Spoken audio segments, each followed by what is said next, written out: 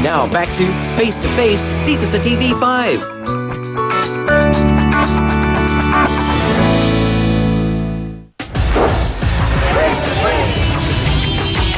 Isang ama po ang nagbabalik matapos ang 13 taon para kunin ang kanyang anak mula sa kanyang asawa. At ang sabi nga niya kanina, hindi lang ang bata, kundi pati ang ina. Hanggang saan mo kayang ipaglaban si Ate Ruth at ang anak niya?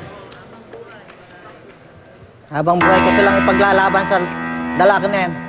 Nung nakilala po ba ninyo si Ate Ruth, sinabi niya sa'yo ang katotohanan tungkol kay Kuya Neil? Pinagtapat naman po niya sa akin eh. Ano pong sabi? Pinabayaanan nga niya. Pinabayaanan sila. Mhm. Hindi na raw niya maalam kung ano nangyari, nasaan na. Mhm. Kaya ako'y napamahal na rin sa kanya, naawa naman ako. Kayo po ba'y may asawa noon o binata? Binata po ako. Binata po kayo.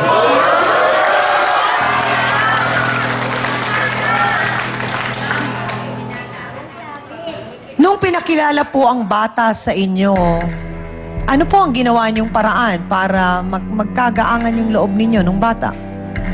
Tinuring ko po siyang tunay kong anak. Nalagaan, pinag-aral. Basta mapamahal lang siya sa akin, mag-ina. Ano po ang pagkakakilala niyo dun sa bata?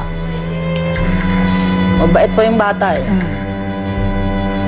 Kaya napamahal na po ako sa kanila. Mahal na mahal ko na rin sila. Sa palagay po ba ninyo, yung bata may pagmamahal din po o paggalang sa inyo? Meron po. Mahal na mahal po ako ng anak ko.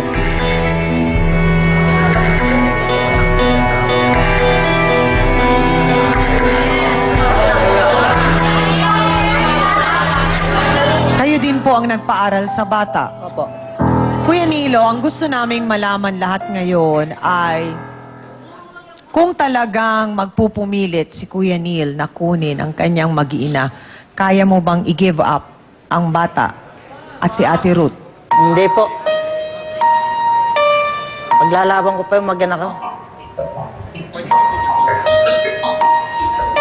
Pwede niyang tingnan lang bata, pero wala siyang karapatang kunin. Doktora, marami rin mga bagay na kailangan din po nating ipaunawa kay Mang Neil at ganun din kay Ate Ruth pagdating po dun sa bata. Kasi syempre ang concern naman natin dito ay kung ano yung makakabuti at mas maganda para sa bata. Una po ay yung sinabi ni Ate Ruth na ang ama nitong batang ito ay patay na. Eh hindi naman, buhay na buhay pa. Tapos eto nga, biglang gustong magpakita. Ano po ang epekto nun sa bata at paano natin matutulungan yung bata na maunawaan po itong nangyayaring kaguluhan na gawa ng kanyang mga magulang? Pinakamadaling paraan para sabihin natin na dahil nagkahiwalay ang ganyan is yung sasabihin patay na. Pero alam nyo, dapat bilang isang mabuting nanay at responsableng nanay, alam mo yung magiging consequences kung hindi totoo eh. So dapat ngayon pa lang, pagdating ng 7 years old na nakakaintindi na yung bata, ikaw ang gumawa ng paraan para ipaintindi sa kanya na, ay, hindi, ganito eh, may nangyaring hindi maganda. Lalo pat 14 na yung bata. Nakakaintindi yan eh. Hindi pa pwedeng sabihin nyo na hindi nakakaintindi ang bata. Ang bata, napaka-resilient. Kung may pangyayaring ito, maiintindihan niya. At lalong magki-question niya kung hindi ipakikilala. Tapos eto pa, biglang lalabas si Mang Neil. So, Na ang alam niya ay patay na. Bakit biglang nahukay at nabuhay? So mas maigi na ipaalam sa bata at ang bata maiintindihan kung bakit mo ginawa yun. Kung sabihin natin na mahihirapan ka, madaling ma-debrief ang bata dahil yung sinasabi kong resilience, ang bata napakadaling makaintindi sa panahon ng magmula 7 years old hanggang 16 years old. Yung 17, mas parebelde at palaban ng dating eh, sasabihin. Pero ito, ang explanation dito, walang emosyon. Sinasabi lang natin kung ano yung totoo at yung bata mismo ang gagawa ng sarili niyang hakbang para sabihin sa iyo kung ano yung nararamdaman niya, kung anong pakiramdam niya sa sitwasyong ito. Salamat po, Dr. Camille. At yun nga yung sinasabi namin kanina, Ate Ruth, na meron din kasing karapatan ang bata na malaman kung ano yung totoo at kung sino yung kanyang ama.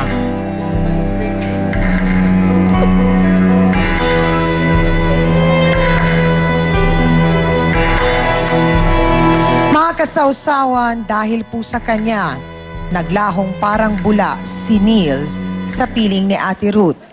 Ang sinasabing babaeng ng blackmail daw at buntis daw di umano na buntis ni Kuya Neil na si Marie Orsal. Pasok!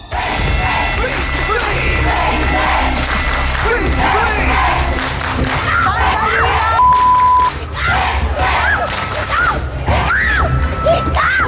Sandali lang! Ikaw, sumira ng buhay ko! Sandali!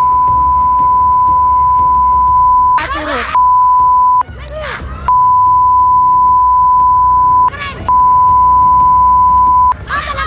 sandali lang! Kapal na mukha mo! Mag-aagaw na asawa! Ay, alam mo! Maganda kayo! Ang kapal mo! Sandali lang! O talaga? Diretsa ang tanong, Marie, buntis ka ba talaga noon? Buntis yan! Ang batas yan bulok na! Oh? Talaga? Bakit ka nagsinungaling kay Neil? Mahal na mahal ko po kasi siya eh. Mahal mo! May nagmamahal dyan! Ha? Ipal ka! May nagmamahal! Kung kay Marina nang galing na hindi po siya buntis at kitang nating lahat kung gaano kasakit para kay Ate Ruth na makaharap ang babaeng gumulo ng buhay nila. Magbabalik po ang Face to Face. Tinakot ba ng mga kaibigan mo? Sinabi ko lang po sa kanya, babawin ko siya. Yun lang. Pero hindi naman para sa makatuwid, may pakiramdam ka naman na nung sumama sa'yo si Kuya Neil, may pagmamahal siya sa'yo. Oo, sumama po siya sa akin eh. Ibig sabihin, may pagmamahal din siya sa akin. Kasi kung wala siya pagmamahal, hindi iwan ang pamilya niya. Miss Amy Perez would like to thank the following: Dr. Steve Mark-Dan of GAOC Dental Clinic, Salon de Manila, Watercolors Makeup, Gloss Nails, Just Cavelli Eyewear, Dr. Manny and Pai Kalayan, Wade. Hans Mortel would like to thank the following: Dr. Ariel Recto Dabalus, Nail Necessity, Hand, Foot, and Body Spa, a necessity for your body and soul. Face to Face would like to thank the following: AXN Time and Sports Shades, F101, Wear Your Needs, Home Appliances by Minami, galing ng quality. Ito ang tunay na masarap. Select Soy Sauce, kaya toyo pa lang, ulam na. Ito ang bilhin. Prime Rocks Bleach, ang bleach na di masangsang, mabisa na, mura pa, gawang Pinoy. Sea Spring Resort,